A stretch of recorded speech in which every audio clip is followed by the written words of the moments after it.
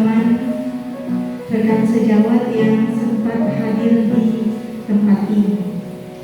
Baiklah, dalam kesempatan kali ini saya akan menyampaikan materi tentang budaya positif, menyebarkan pemahaman dan pengalaman penerapan budaya positif di sekolah.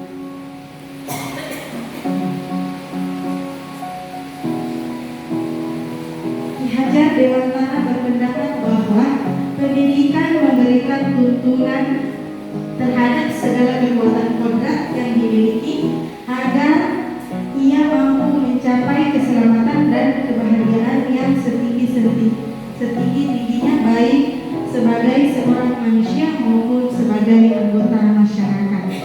Artinya bahwa hidup tumbuhnya anak itu terletak di luar kecakapan atau kehendak kita kaum pendidik. Anak-anak itu sebagai makhluk manusia dan benda hidup, sehingga mereka hidup dan tumbuh menurut kodratnya sendiri. Kita kaum pendidik hanya dapat menuntun tumbuh atau hidupnya kekuatan-kekuatan itu agar dapat memperbaiki kelakuan, bukan dasarnya hidup dan tumbuhnya itu.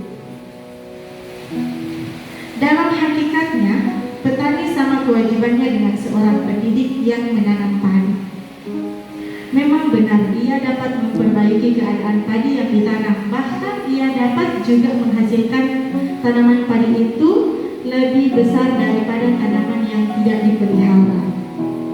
Tetapi mengganti kodrat padi itu tetap mustahil. Demikianlah pendidikan itu, walaupun hanya dapat menuntun, akan tetapi faedahnya bagi hidup tumbuhnya anak-anak sangatlah besar. Baiklah, kita masuk pada konsep utama modul budaya positif.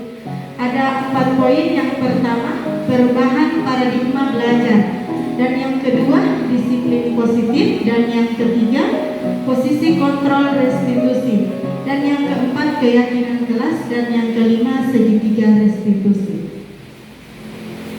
Baiklah, masuk pada pembelajaran dengan paradigma baru, yaitu profil pelajar Pancasila. Ada 6 poin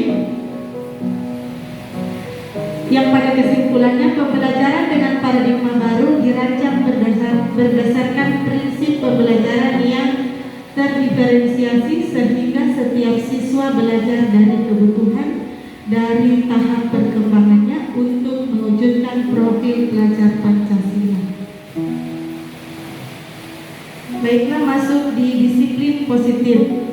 Dalam budaya kita maknai kata disiplin, dimaknai dengan menjadi sesuatu yang dilakukan seseorang pada orang lain untuk mendapatkan kepatuhan. Kita cenderung menghubungkan kata disiplin dengan ketidaknyamanan. Sebagaimana pendidik, tujuan kita adalah menciptakan anak-anak yang memiliki disiplin diri, sehingga mereka bisa berperilaku dengan mengacu pada nilai-nilai kebajikan universal dan memiliki motivasi intrinsik bukan ekstrinsik. Disiplin positif merupakan salah satu cara penerapan disiplin yang bertujuan untuk menumbuhkan kesadaran serta memberdayakan anak untuk melakukan sesuatu tanpa sungguhan, ancaman maupun hukuman. Baik, masuk pada konsep disiplin pendekatan restitusi. Sebuah cara menanamkan disiplin positif pada murid. Pengertian restitusi yaitu proses menciptakan kondisi bagi murid untuk memperbaiki kesalahan mereka, sehingga mereka bisa kembali pada kelompok mereka dengan karakter yang lebih kuat. Ciri-ciri restitusi ada 7 poin. Yang pertama, bukan menebus kesalahan, namun belajar dari kesalahan. Yang kedua, memperbaiki hubungan.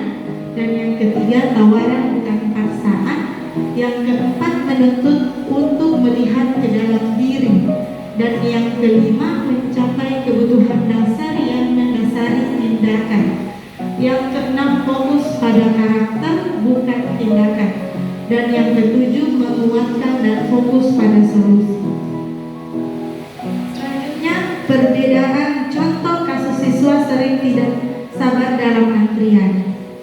Kalau kita ambil dengan cara hukuman, di sini guru menghukum siswa tersebut berdiri selama 10 menit, atau guru marah dan murid menjadi takut. Kalau pada konsekuensinya, guru memberikan konsekuensi dengan mengerjakan buku tema saat istirahat atau dikerjakan sebanyak 3 kali lipat. Yang berikut, guru tegas dan siswa menghormati peraturan. Dan restitusi, guru menanyakan keyakinan kelas atau dirinya dan membantu siswa menyelesaikan masalahnya. Yang kedua, guru terbuka dan siswa menghormati dirinya dan orang lain. 5 posisi kontrol restitusi.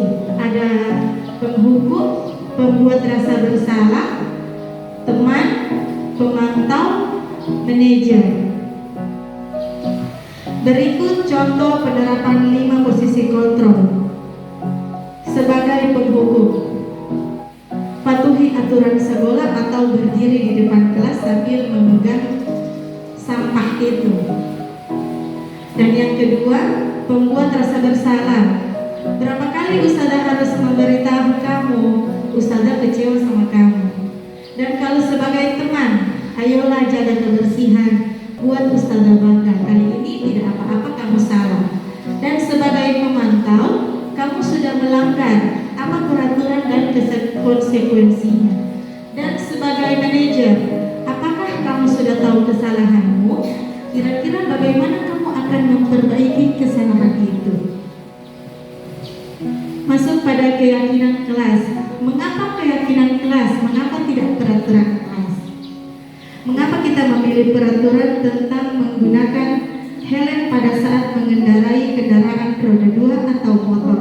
Mengapa kita memilih peraturan tentang penggunaan masker dan mencuci tangan setiap saat? Kegiatan membuat keyakinan kelas ini, guru bersama siswa membuat keyakinan kelas. Dan saya di kelas sudah punya keyakinan kelas untuk kelas ini. Keyakinan kelasnya, mohon maaf, ada di belakang ibu bapak. Berawal dari berdiskusi tentang peraturan, merumuskan peraturan menjadi keyakinan, menempelkan keyakinan di kelas. Berikut keyakinan kelas B1 Sidik. Yang pertama, tertib, dan yang kedua, budayakan 5S, yang ketiga, budayakan antri, yang keempat, buang sampah pada tempatnya, yang kelima, berbicara tidak berteriak, dan yang keenam, aku bisa merapikan mainan, yang ketujuh, aku sayangi teman, dan yang kedelapan, saling menolong. Bagaimana pembentukan keyakinan kelas? Kita masuk pada tahapan yang pertama, lebih abstrak dari peraturan, dan yang kedua, berupa pernyataan universal, dan yang ketiga, dibuat dalam bentuk positif. 4, sedikit saja agar mudah diingat, sesuai, dan yang kelima, sesuai dengan kondisi sekolah agar mudah diterapkan, dan yang keenam, semua warga kelas atau sekolah dilibatkan dalam sebuah keyakinan kelas. Berikut segitiga restitusi. Tahapan segitiga restitusi yang pertama, menstabilkan identitas, yaitu kita semua akan melakukan hal terbaik yang bisa kita lakukan. Dan yang kedua, validasi tindakan yang salah, semua perilaku memiliki alasan. Dan yang ketiga, menanyakan keyakinan, kita semua memiliki motivasi internal.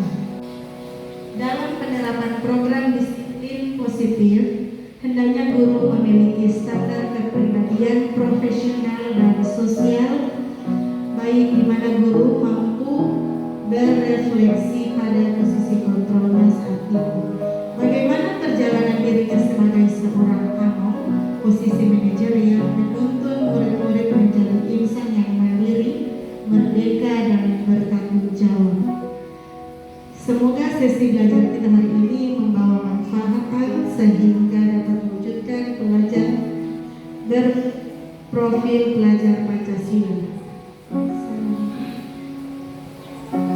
Terima kasih. Sekian, apakah ada tanggapan atau pertanyaan dari teman-teman?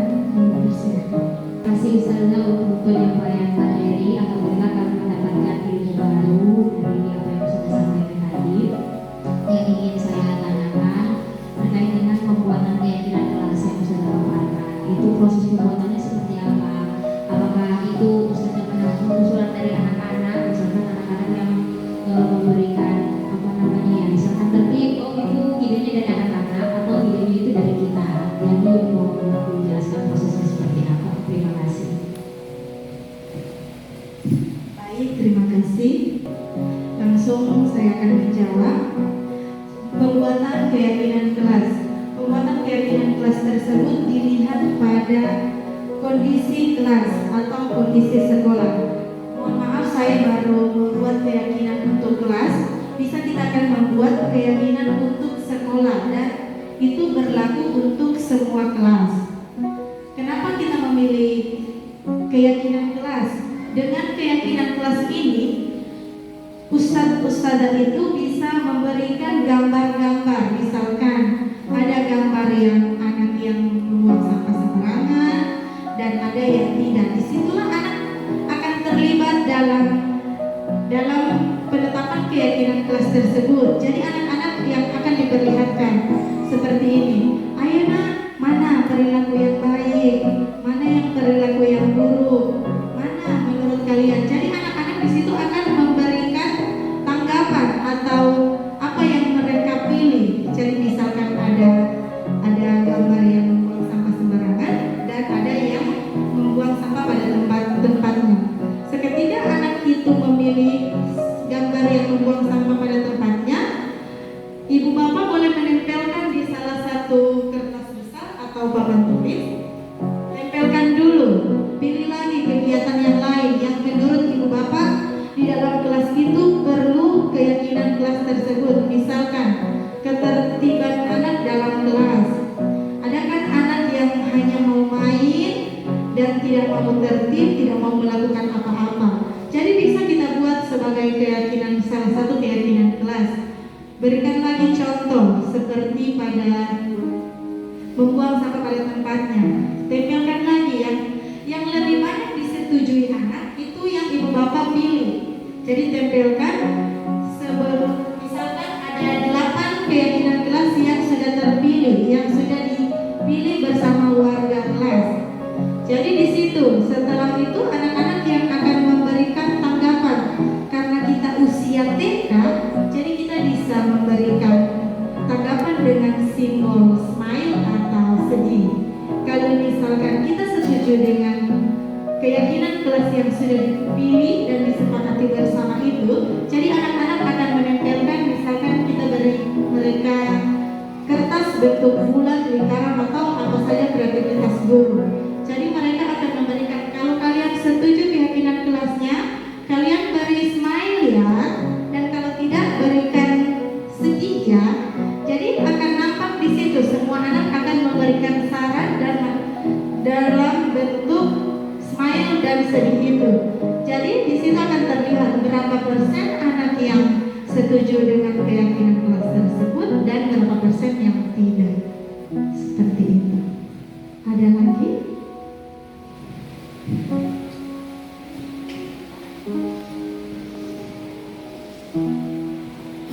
Terima kasih, bagus sekali ya. Ini sudah saya. Jadi bisa nanti keyakinan kelas ini semua kelas bisa membuat. Kalau misalkan nanti pada saat membuat itu perlu pendampingan misalkan dari saya supaya pada saat pelaksanaannya itu praktek langsung. Itu yang keyakinan kelas. Jadi semua kelas nanti mempunyai keyakinan kelas. Itu silakan dibuat dipandu dengan tepat. Kalau pada saat ini belum begitu jelas. Yang berikut keyakinan sekolah ya, keyakinan sekolah tentu saja kita akan melibatkan komite. Ya karena sekolah itu masyarakat keluarga pendidikan yang ada di sekolah itu diantaranya adalah kepala sekolah, guru yang ada di sekolah, peserta didik dan juga komite sekolah. Oleh sebab itu baiknya pada pertemuan yang itu nanti bisa Ustazah bisa langsung memimpin untuk membuat keyakinan sekolah. Pada saat nanti ada kan kemarin ketua komite sampaikan insya Allah ada pertemuan yang akan membuat panitia wisuda. Jadi memang sebelum parenting akan ada pertemuan orang tua, tapi hanya untuk mengurus karena yang itu tidak semua orang tua, untuk membuat tim kecil panitia wisuda seperti itu. Nanti Ustazah kalau saya lupa kalau diingatkan, jadi pada saat pertemuan komite nanti kita membuat keyakinan ke sekolah seperti itu ya. Sangat bagus sekali dan memang dampaknya sangat terasa untuk sekolah kita, untuk anak-anak terutama kalau yang dalam kelas begitu. Ya itu saja. Terima kasih. Terima kasih saran dan masukan dari guru sekolah. Karena keinginan kelas itu memang sangat penting bukan hanya di kelas, tetapi di lingkungan